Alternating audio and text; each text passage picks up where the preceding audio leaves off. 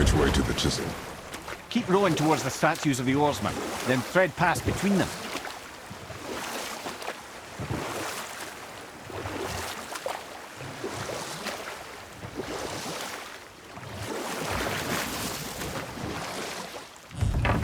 Mimir, you never did tell me why Freya spit in your face.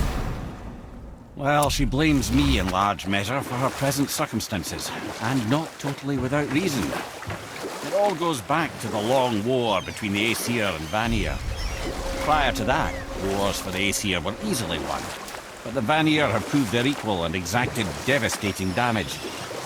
Both sides suffered tremendous losses, and for many of us, quite frankly, war was simply no fun anymore, but a rather senseless waste of precious life. Wouldn't you agree, brother? Precisely.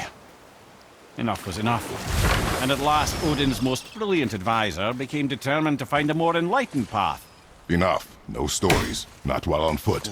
Our focus is the road. Completely understand. From this realm I'll finish early. later, lad.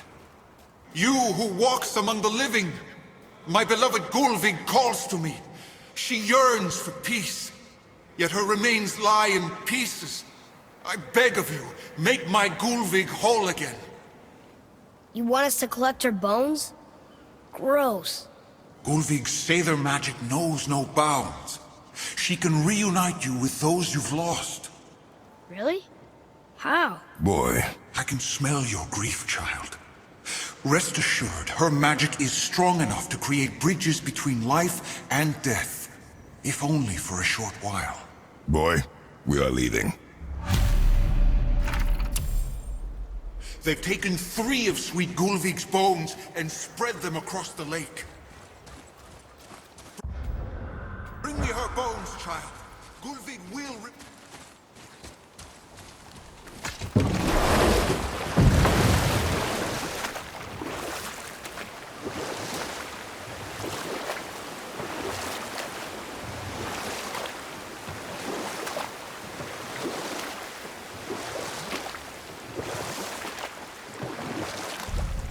Mimir, you were in the middle of a story before.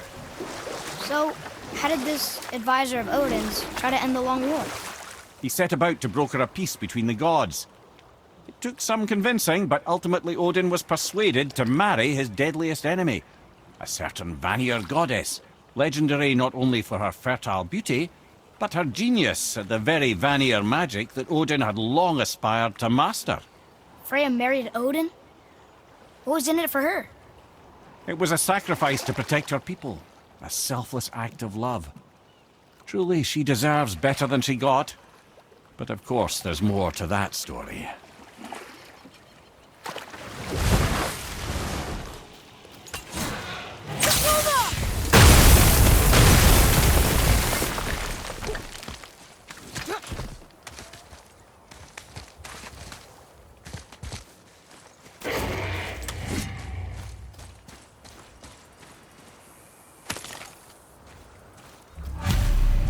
These bones pulse with magic.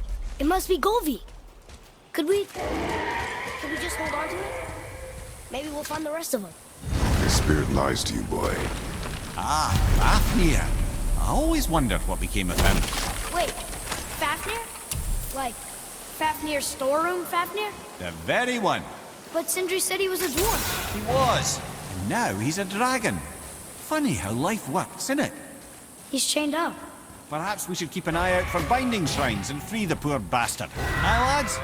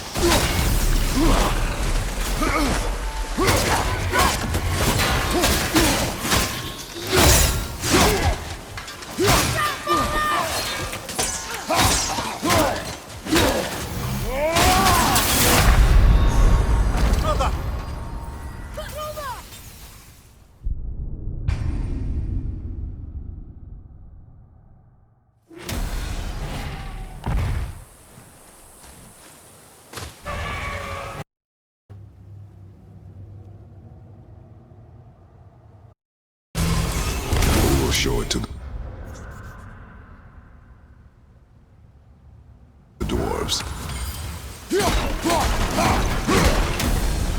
Time to set him free. Think he'll remember you? I don't know, lad. A lot's changed since we last crossed paths. I had legs.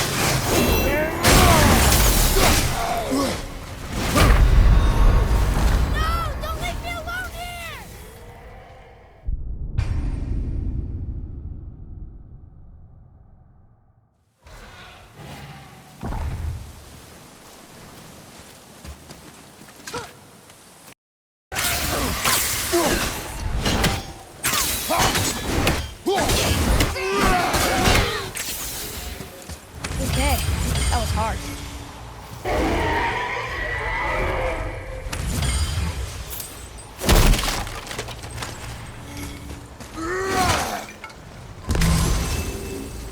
Yes, sir.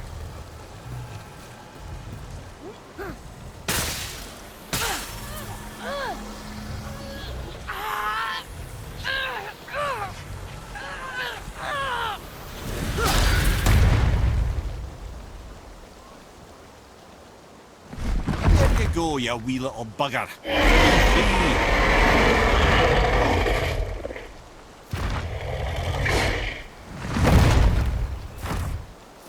Well, the dragon hasn't done much for his personality.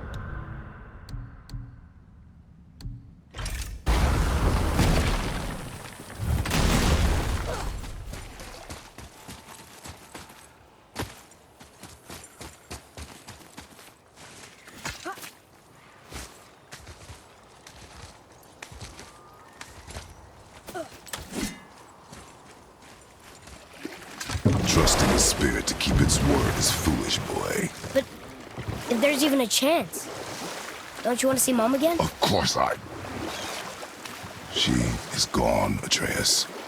You must accept this. I do, but to see her again. Just one more time. Why do you believe him? You do not know him or who he was. All of this is sinister. He wants to see someone he loved again. I understand how that feels. I don't think there's anything sinister about it. Hope is blinding your instincts, boy.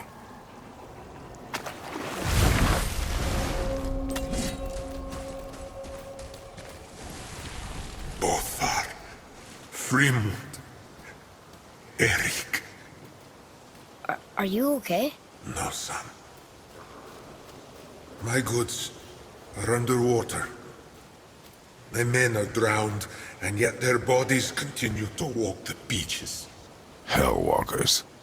They plague these lands. I was their captain. They died because of me. But these abominations sully their memories. I will find a way to free them from their tortured state. In this, I am determined.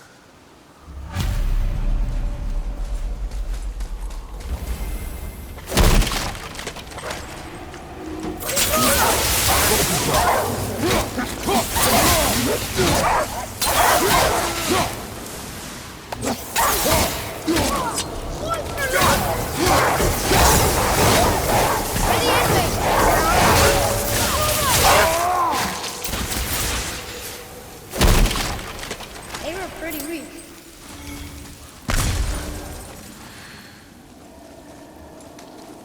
Treasure map. All right. Huh?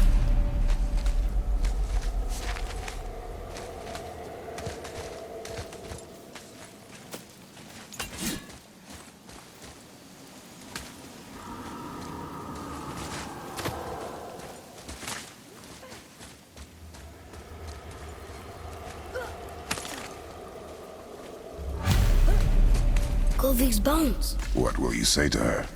To Govig? Your mother. What have you left unsaid? I guess... I just want to know if she's okay. She is dead, boy. I know that. You don't understand. Neither do you. A wolverine! A dangerous beast. We will take him down together.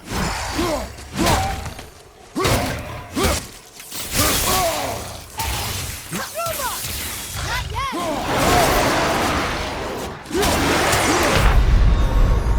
Father, get up!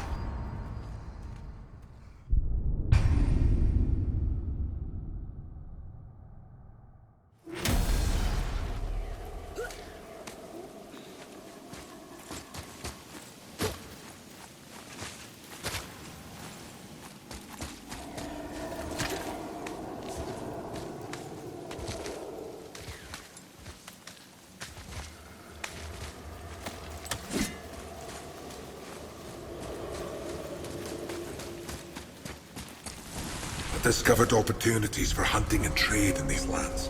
I gave up What would you say to Mother? Nothing. Nothing? There is nothing left to say. What about everything we've done so far? That man coming to the house? Talking to the world serpent? We've done so many amazing things. I just want to tell her about them. Don't you? What else would you say to her? I tell her that we're both okay. Not to worry about us. Atreus, I miss her too. You know this. I thought I knew very little.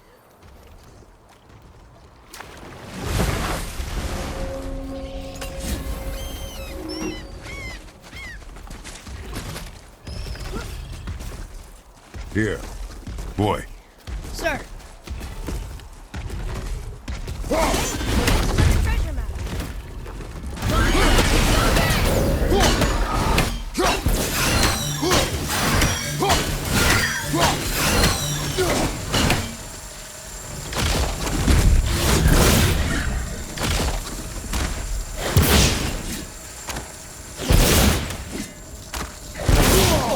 I felt that one, brother.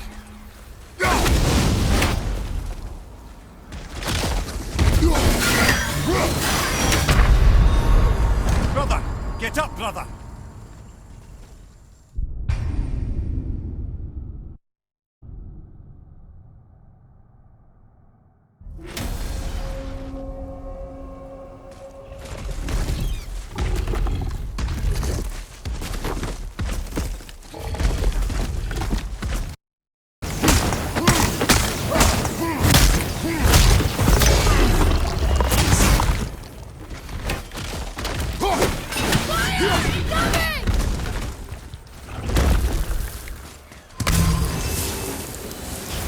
That takes care of that.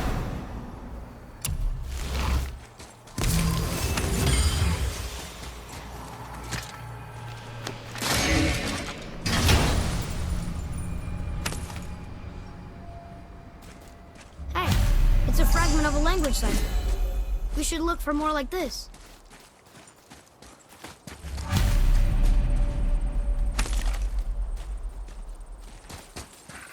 The final bone. Yeah. We might as well return them to the spirit. Maybe he will keep his word. I know she's not coming back, okay? I know.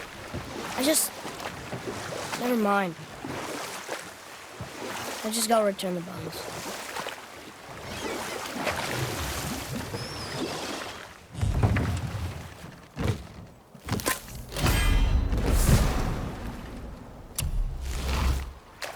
I can't believe Odin and Freya were ever married.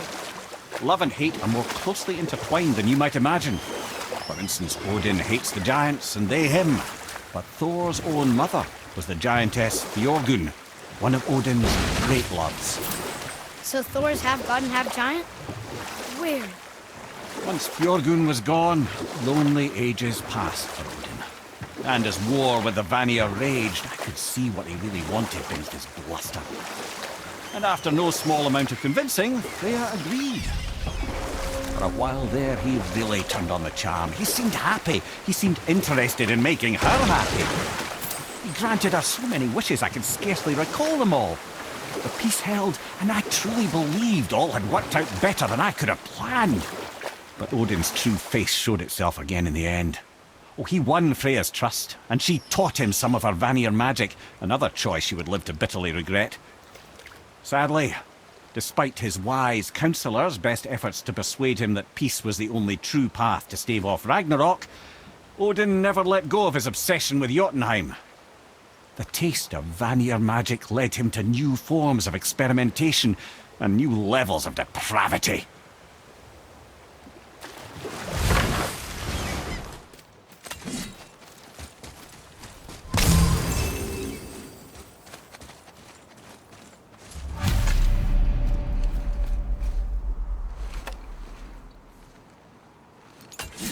We have collected the rest of your woman's corpse spirit. Show us this magic you have promised. My sweet Gulvig, whole again. Rise, dear Gulvig. Awaken, oh powerful Gulvig! Erni bukar bytjast. She says she'll honor our request. Eldi fagna. And reunite us? Indauthers! Okay, you're...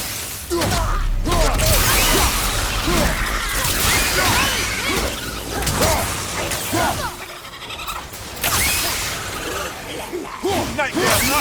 What awful fetch!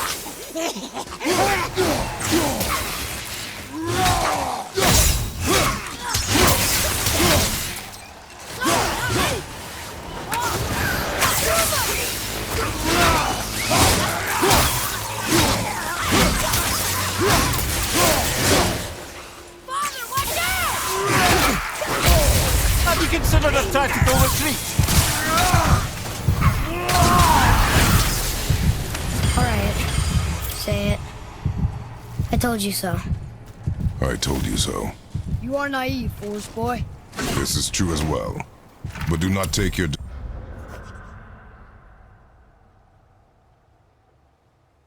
disappointment out on me, boy. Take it as a lesson. Yes, sir.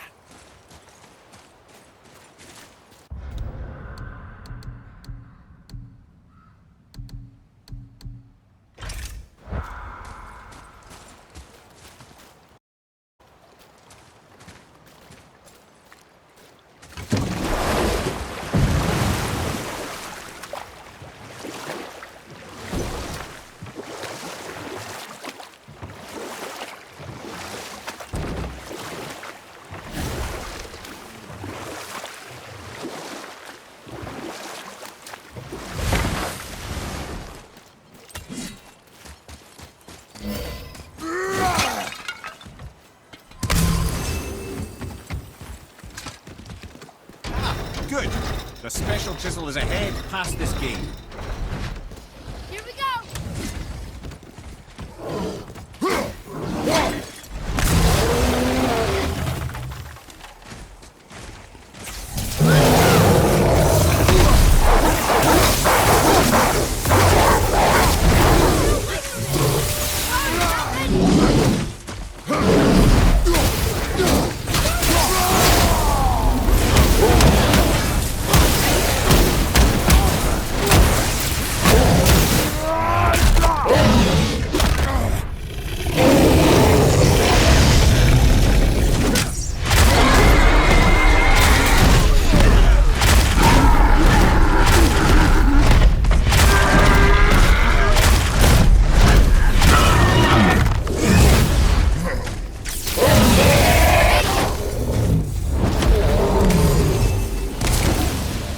Our enemies are strong.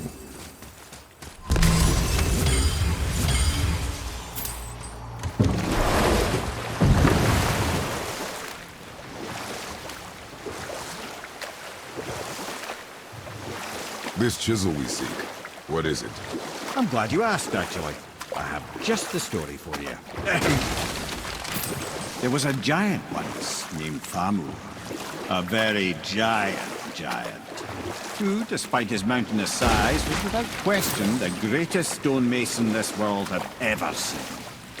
Proud Thamur hoped to one day pass his vast knowledge on to his son. But young Hrimthur had the heart of a warrior.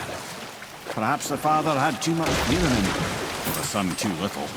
Either way, a quarrel of theirs spiraled out of control, and the overworked stonemason, bonk, struck his son. Hrimthur ran off into the night. Feeling shame and regret, Thamur chased after his son, but in his emotional state soon found himself wandering Midgard, lost and alone. Sadly, he caught the eye of the one person he didn't want to meet alone that night, so far from home. Thor.